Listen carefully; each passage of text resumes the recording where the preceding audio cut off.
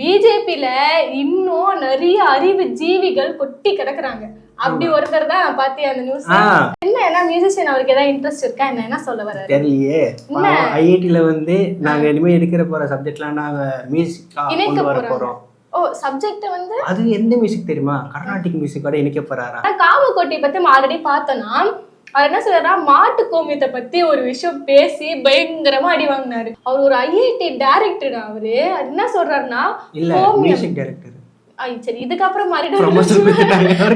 மாட்டாரு வச்சுக்கோயேன். அவர் என்ன சொல்ல வர்றாருன்னா கோமியத்தை குடிங்க பிடிச்சி. நான் ஒண்ணு சொல்றேன்டா, நாளைக்கு பாட்டு வருமா? பாட்டு வருமா? எதுலடா பாட்டு வரும்? இல்ல இவன் சொல்லுவாங்க, உப்பு தண்ணி குடிக்காதீங்கப்பா, பாட்டு பாட முடியாது, தொண்டை கரகரன்னு கோமியத்தை குடிங்க, பாட்டு வரும்.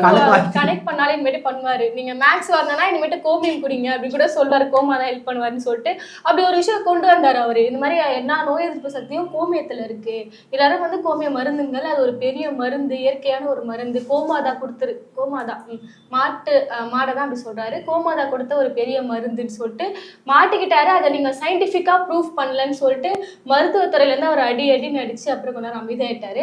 அவர் ட்ரெண்டா இல்ல அதுக்கப்புறம் இப்ப மறுபடியும் கொண்டு வராரு. நான் வந்து கர்நாடக இசையில வந்து கணிதத்தை கலக்க போறேன், கணிதத்துல கர்நாடக இசையை கலக்க போறேன்னு கொண்டு வராரு.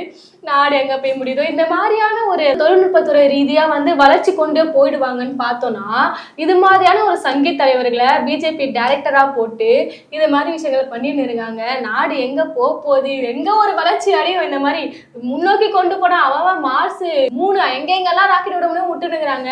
இவங்க பின்னாடி நோக்கி கோமியத்தை குடிக்கலாமாங்கன்னு இழுத்துட்டு போறாங்க. எங்க போய் முடிய போதோ தெரியல.